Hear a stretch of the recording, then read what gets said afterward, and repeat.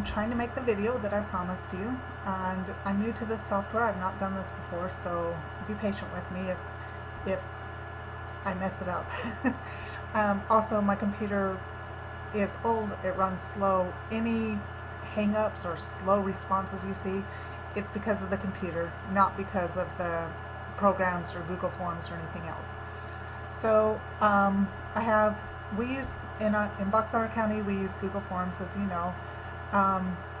Tooele County also use Google Forms, and what I just learned yesterday, I think, or the day before, was that they actually used Box Elder County's test.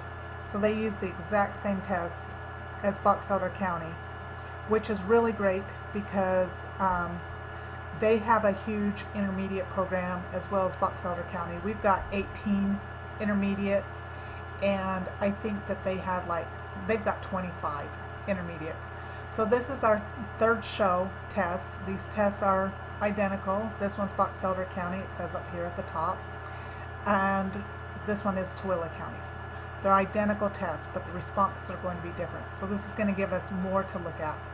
Now, Google Form Test Maker does everything that the Easy Test Maker does.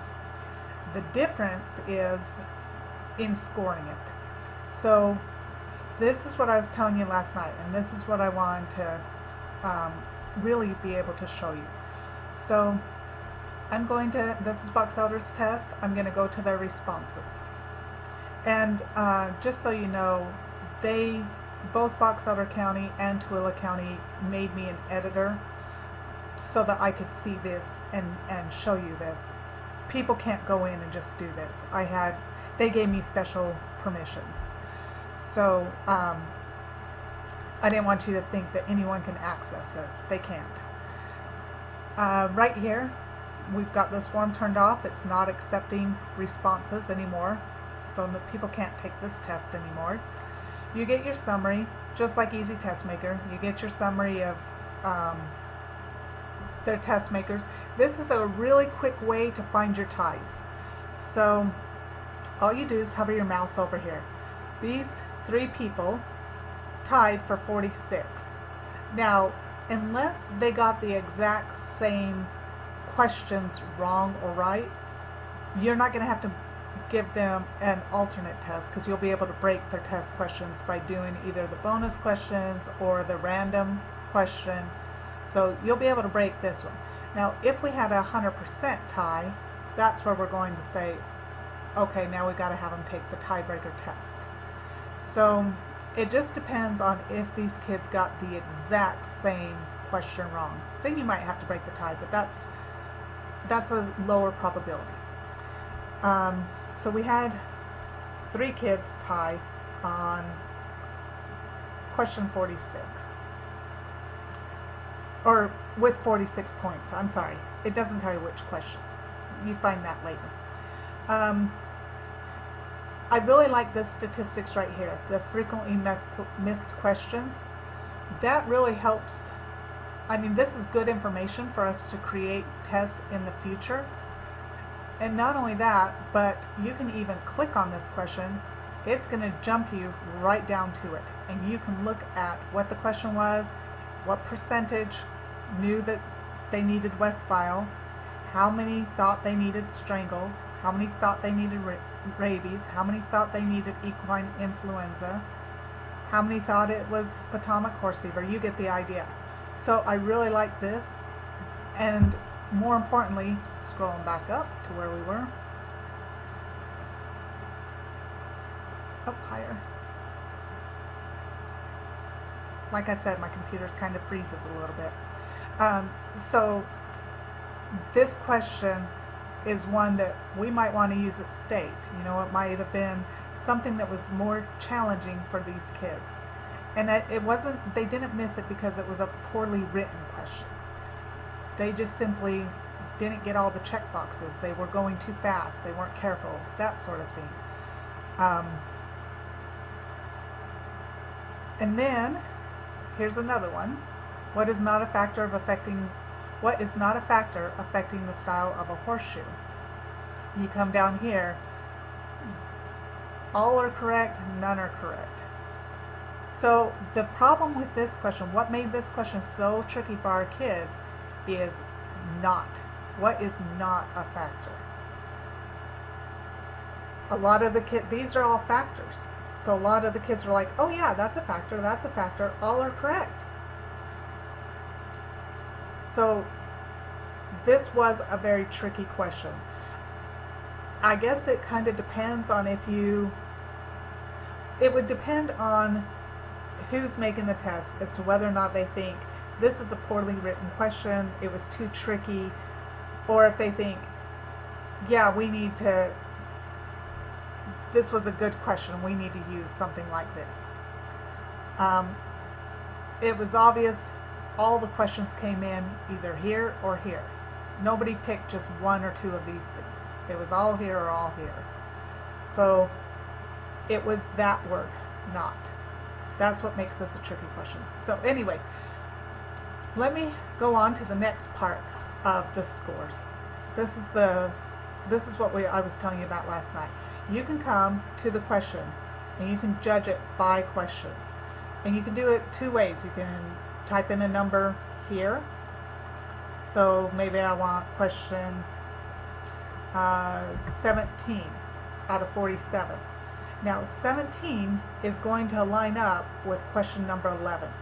And the reason why it's lining up with question number 11 is because if we come back to the test, we use section 1 to give the kids instructions, and we even put the links of where they need to get their materials right here. We did have a test taker in Box Elder County that she did not use these links, and she had printed off the curriculum book before the revisions were finished. So instead of like version 4, she had like version 1.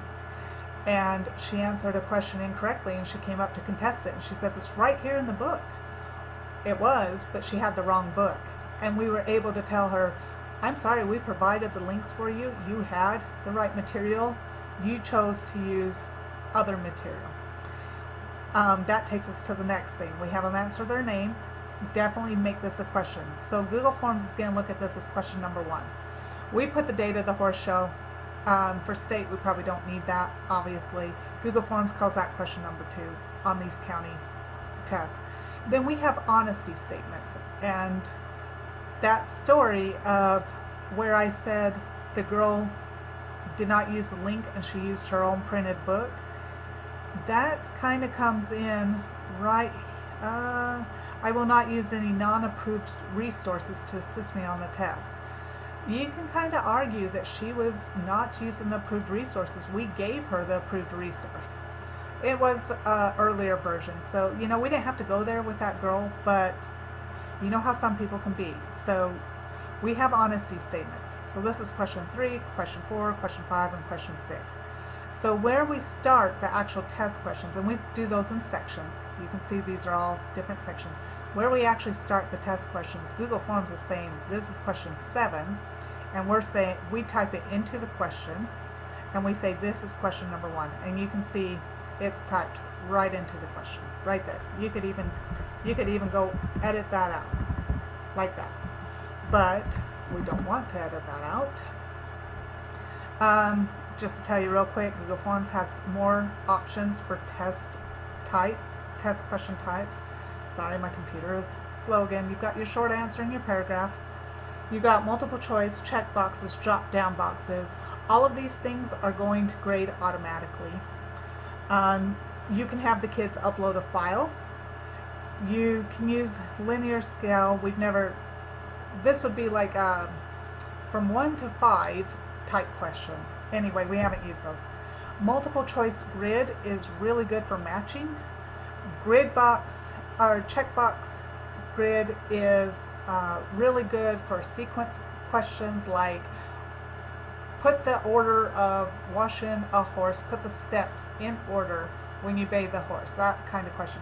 Also, if you have questions that are like name 2 of the 3 things, or select all that apply. In those types of questions, you need to use check boxes. If you try to use multiple choice, and they select one of the questions, I need to find you an example so you understand what I'm talking about, but if they select one of the examples, and they were supposed to select all of them, they will get credit for it. But if you use check boxes, that fixes that problem, and I can show you what I'm talking about. Let me see if I can find a question. I'm not sure if this test has one or not. Okay, here's one. Select all that apply. On this question, all of these answers are correct. They need to just select every single one of them to get full credit.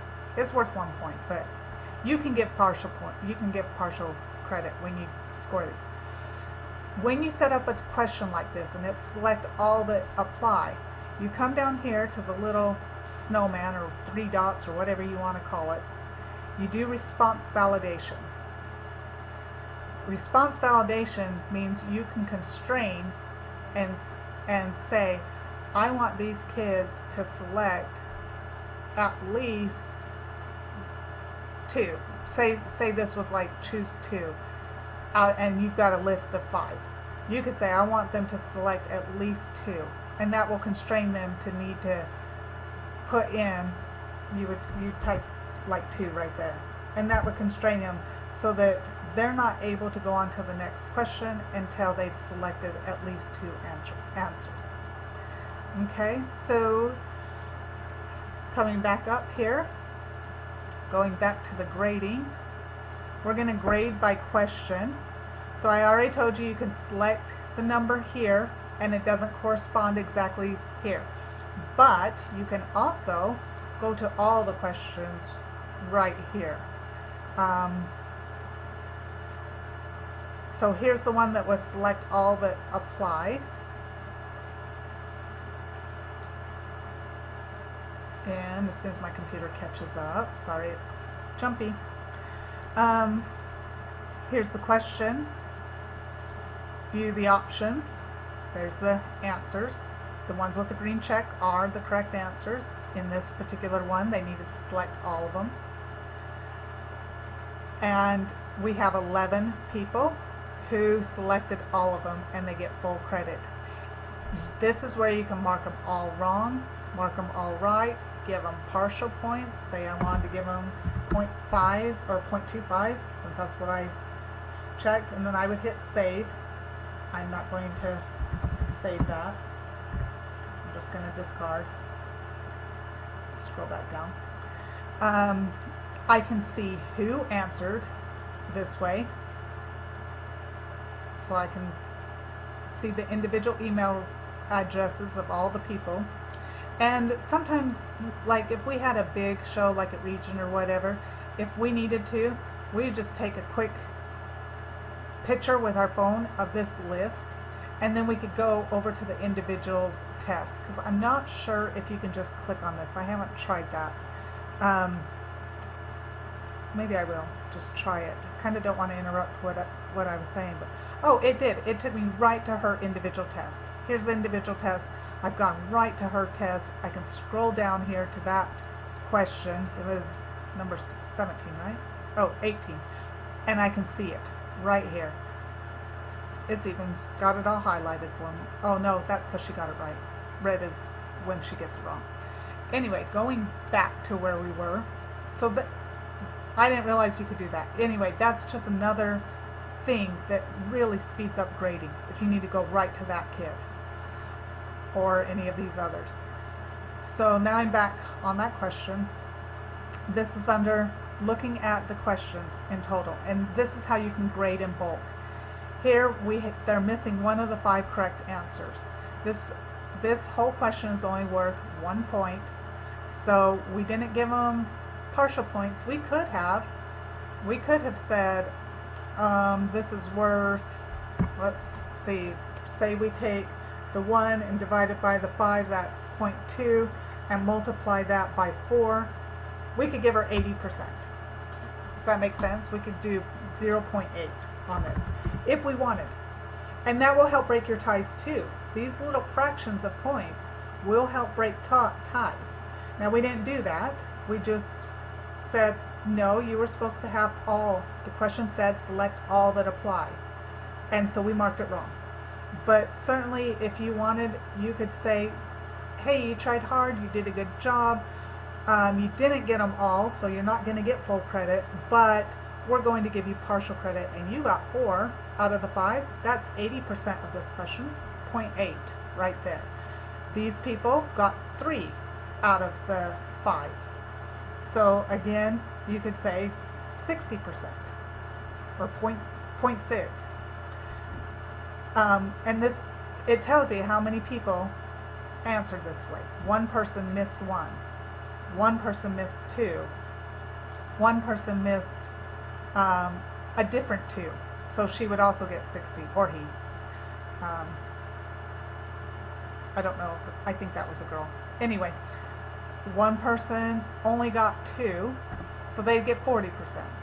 This person also only got 2, but a different 2. You get the idea. Anyway, you can come down and grade in bulk like that. So out of 18 kids, I would need to manually grade, if this were a fill in the blank. In fact, let's go to a fill in the blank question. They're down here. Let's go with another term for navicular. So out of 18 kids, 4 of them typed in caudal hill pain. When we made the test question, this is also important. This will speed up your grading. This is the correct answer.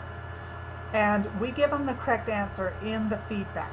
So when you make the test question, let's jump down here to number 37. Oh, images are easy to put in. Everything the Easy Test Maker does, Google Forms can do. So images are easy, but when you make the test question, here's the question. What is another term for navicular disease? It's a long answer. Sorry, it's a long answer text that we gave them a paragraph. They could write as little or as much as they want. Obviously, they only write a couple words because that's the answer. When we make the answer key, this is where we do the feedback for all answers.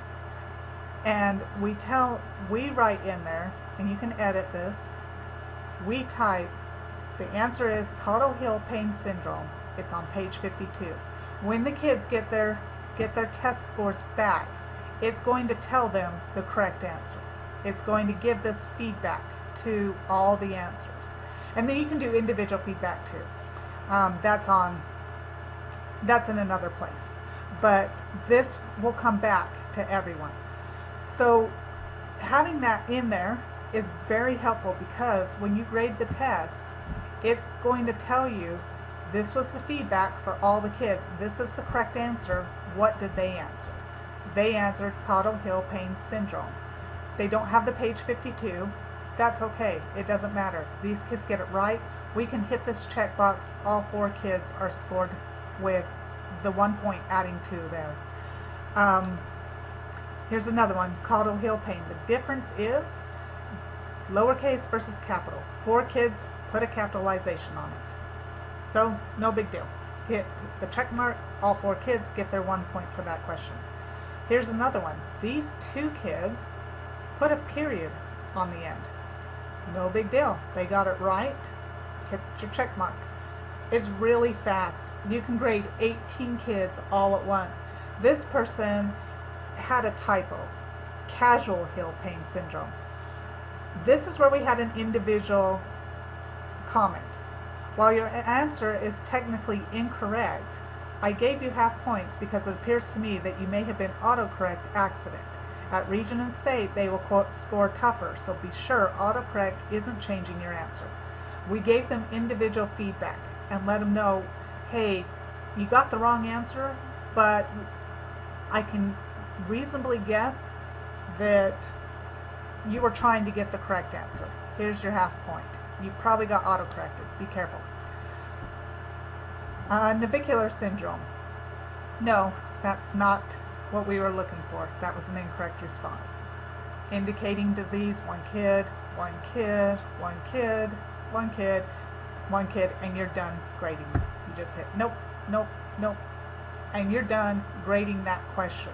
You can go through it really fast like that.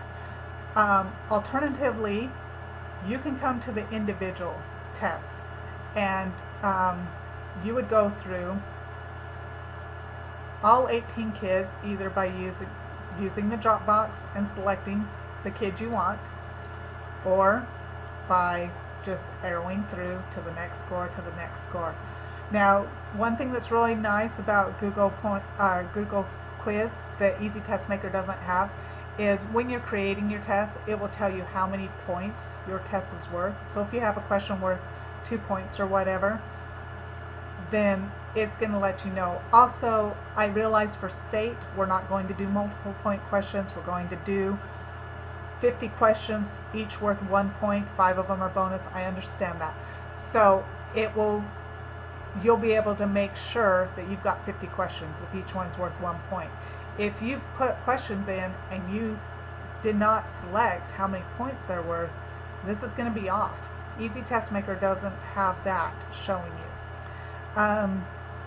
This kid got 32.5 of the 50 points. Now that's out of 50, so 5 of these points might be from the bonus questions, or they might be, her test score might be 32.5. It depends on how many bonus questions she got correct. So when you're scoring this, you just jump down here and you say, okay, there's 1 bonus point, not that one. She got that one, that's 2 bonus points, 3 bonus points, and here's her other bonus question. Assuming the bonus questions are at the last 5. We actually use different questions for the bonus, but that's, just assume the bonus are at the last 5. So she got 3 bonus questions out of the 5. The score that would go in to the spreadsheet then would be,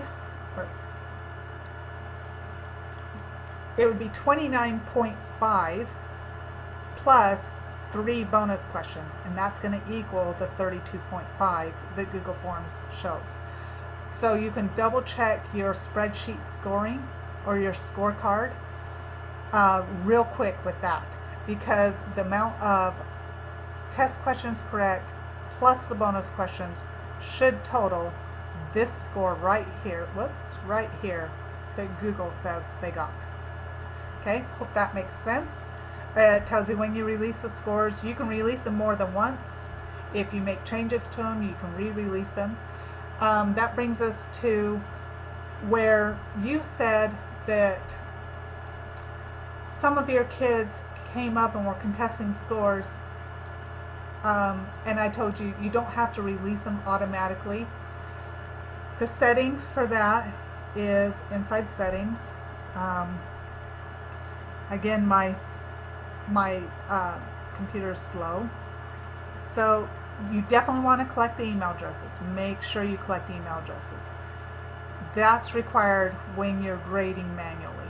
And then I think it's under quizzes. Yeah, right here. Release the grade. At Region, they release the grade immediately after each submission. I really recommend that you do it later. There was one time we had a test question, and I've gone back to the test to show you. The test question, I don't remember what it was, but basically we had the wrong answer selected. I'm trying to scroll down. My computer's getting hot again. So let me get scrolled down here.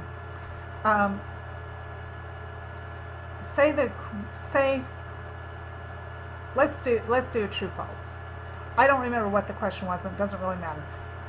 Let's do a true false. Okay, the question is, it's recommended that horses be tied with a quick release knot when trailering. True or false? Obviously the correct answer is true. But let's pretend like the test maker made a mistake. And this did happen. We had a mistake, and when I was grading the test, I found the mistake. The test scores had not been released yet. So this is question number 10. I probably should have just done the first one so I don't have to scroll around so much. But let's go to the responses. And now I'll look at it by the question. I could also look at it by the individual. And we're going to get to question number 10.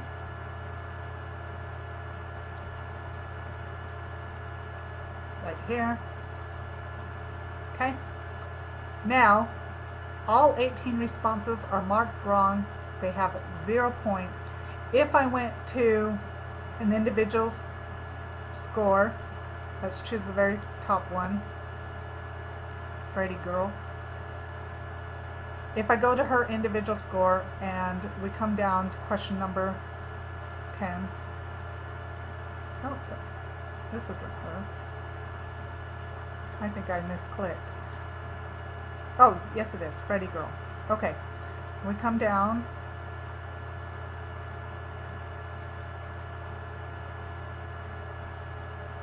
That's not. Okay, that's right.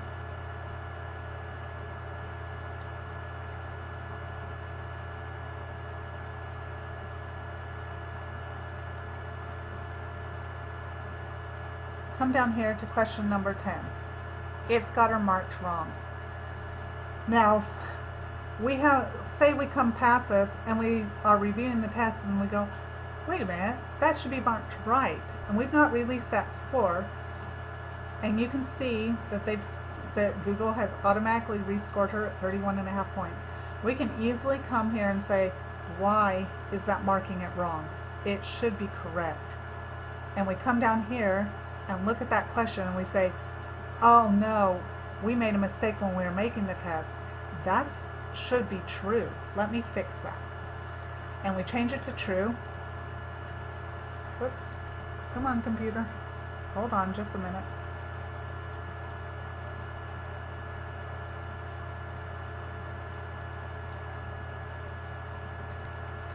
Okay, my computer's getting really hot and it's not responding quite correctly. So anyway, we come down here to that question and we fix it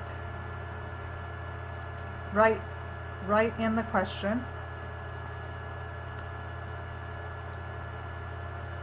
And we change it back from false to true. Now that's the correct answer. We hit done. And then we go to the responses. And by the way, they do have a spell checker, just like Easy Test Maker. Okay, and we go back to the responses. And we should be on that top girl already. So I'm just going to jump over to individual right here and look at her score individually, her test. And it rescored her automatically. And it will change her points too. And now she's got it right. And now she has the 1 point that she's been given, which I could change manually if I want, but it automatically gave her the point because it's correct. And then you release the scores.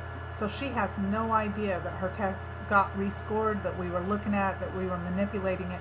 That comes in handy when you start doing these manual scorings for the long and short answers, the fill in the blank type questions.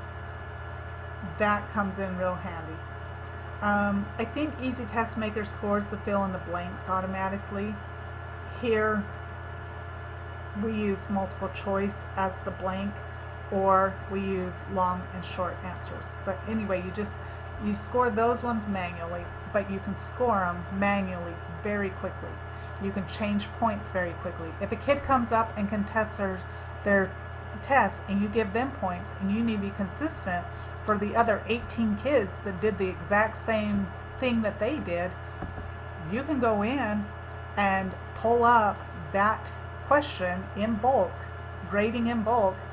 You pull up that question or go to that particular question and you can say, okay, these 10 kids all answered false. That should be correct. You can say, pretend like this was I don't know, let me get to a multiple choice one. Okay, so here's the multiple choice one. These 15 kids said snowflake, they're correct. Let's pretend like few spots leopard was also correct, or the kids came up and contested this question and proved to you that they also got it correct. For whatever reason, you made that judgment, and you can say, oh, well, they weren't the only one that did that. We had 2 kids do that, or we had 30 other kids do that. We need to give them, if we gave one partial credit, we're going to give all of them partial credit, or we're going to give them all full credit. Anyway, you can grade in bulk. And Easy Test, it's a huge time saver. Easy Test Maker does not have that. Out of 18 kids, 15 kids said snowflake, 2 kids said fused spot leopard, 1 kid said varnish roan. That's the easiest way. If you want to look at their tests individually, one by one, you certainly can. This is one kid's test. You can come down and you can look at how they answered each question. Another thing that's really important is have them have their name as a test question. The collecting email addresses is really, that's in the settings. You set that up in the settings. You need to have that on if you're going to release the grades manually, which I highly recommend. So that's how the test is going to look at it, is by their email address. Have them type their name. That's really important. The last thing was the timer. So Google Forms doesn't have a timer, but all of this stuff I just showed you is free. The thing that costs money is the timer. And we use Quillgo. It used to be called Timify Me. There was a domain name change. So you can see that the website used to be Timify Me, but they changed the domain. It'll put the clock on the top of their test, and they see it like this. For education, they'll give you the stats. They'll tell you how long it took your kids to take the test, when they started it, when they finished it. I think that's actually back in this About section. Okay, here's how it works. So you just follow 3 simple steps. You connect your Google Forms, you generate the links with timing, and you send them out. So you can see there in their little slideshow, this one's showing, okay, they type up an email, they put the Timify Me link in there, which is their test link. They put their address list in there, and it sends the link. They can copy it to others. Anyway, in this example, they're asking the kids to, or potential employees, to do a skills assessment test. They tell them how much time they'll have. They're going to have 20 minutes, and here's your link. Go take your test. When they're done, it tells them when they started it and when they finished it. It gives you the statistics. Sorry, I wish I could slow their slideshow down, because I know you probably really want to look at that a little bit more, but I can't slow it down. So anyway, just go to quillgo.com under the About section if you want to watch that slideshow a little bit more. Here's their pricing. We just used this basic features thing, and it was free. That's what we were able to get away with in the county. I think for state, you're going to either need this plan right here, because we're going to have more than 100 tests. So I think you're either going to need this plan for $6, or for a corporate plan, you can do 1,000 tests. You can have 5 users. I don't think we're going to have that many test administrators or test creators or whatever. So $23. Those are your options. I think we could get away with the $6 one if there's only one person who's using Timify Me, because they're going to get 1,500 tests in a month. So if there's only one person creating the test or administering the test, I think you can do the individuals. If you need more than one person that's creating or administering the test, sending out the links, I guess that's how I should say it. It's the person who sends the links out to the kids. If you need 5 people to send those links out and to monitor how long the kids take on the test, you're probably going to need this one of these plans. But I think that's going to go just from one person's email. I think we'll get away with the $6. The other thing, this is very, very important. I don't know how easy TestMaker does it if the kids go over the time limit. But if the kids go over the time limit with this, it just will not record their score at all. And their link becomes void. So they can't go back in and retake it. And it doesn't send their responses at all. It's like they never took the test. It doesn't say, oh, we'll just leave the bottom half of these blank. Or they just missed these questions and didn't answer them and we'll submit what they did answer. It doesn't do that. It doesn't record them at all. That is critical to communicate to the kids. They must finish the test within their time limit or it will be dumped. And if they don't have a test score, it disqualifies them from the rest of the show because the test and showmanship are required for any other event. So they need to understand that they have got to hit the submit button on their test when they're taking their test. They finish up, whether that they've got to hit, well, since I'm an administrator, it's showing me the edits. Anyway, there's a submit button down here at the bottom. They have got to hit submit. And if there's an asterisk on these questions, it's because it's set to require that question. They can't go on to the next one and they will not get a submit button unless they have answered the question. So they need to type something like on these, I don't know, like maybe they just type IDK for I don't know or whatever, or they just start clicking boxes wherever. Also on these, you can require a response in each row. If there's rows in here that are not correct, you would want to turn that off. If you want them to answer everything, then you turn it on.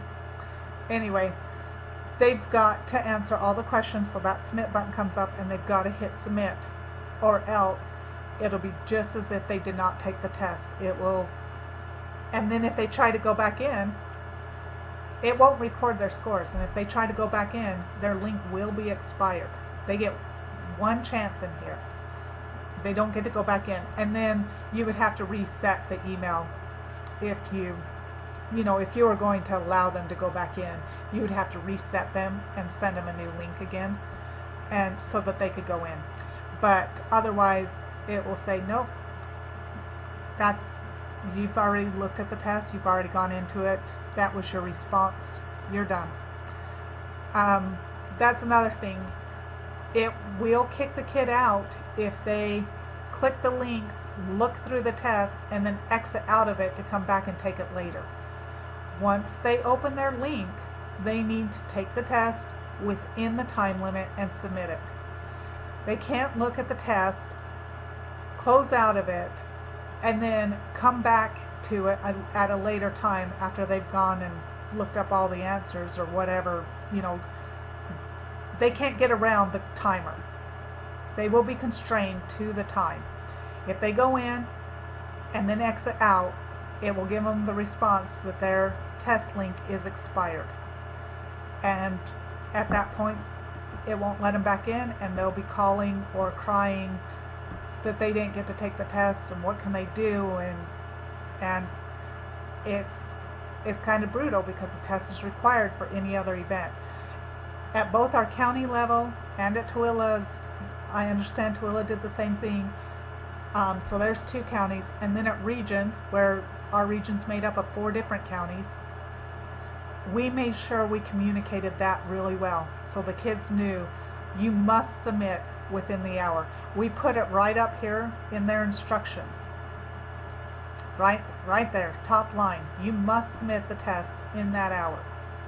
Once you open it, you need to complete it. So that's really critical to make sure that they understand.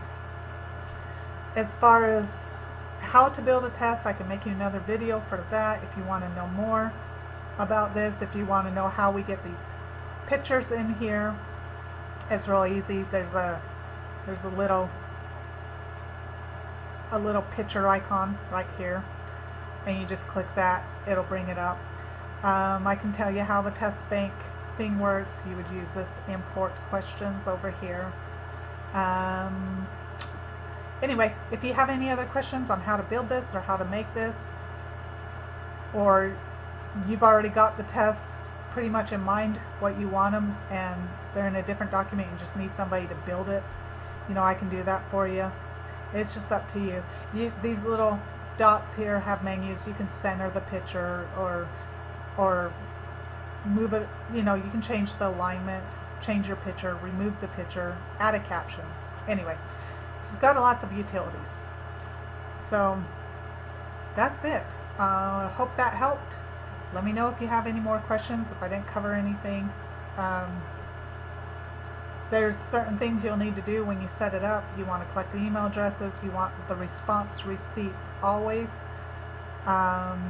We don't check any of these. Under presentation, we just show the progress bar. We don't shuffle the question order. You can if you want. We don't. Then you make this a quiz. You got to turn that slider on. Google Forms was originally designed to be a survey tool, not a test tool. So you got to make it a quiz that will give you your point values and the auto grading. So you slide that. You release the grades later. The respondents can see when they miss questions, when they get answers correct, and they can see their point values. And I don't know, I probably left things out, but I'm going to end the video with that. So that's it. Anyway, hope that helps. Talk to you later. Bye-bye.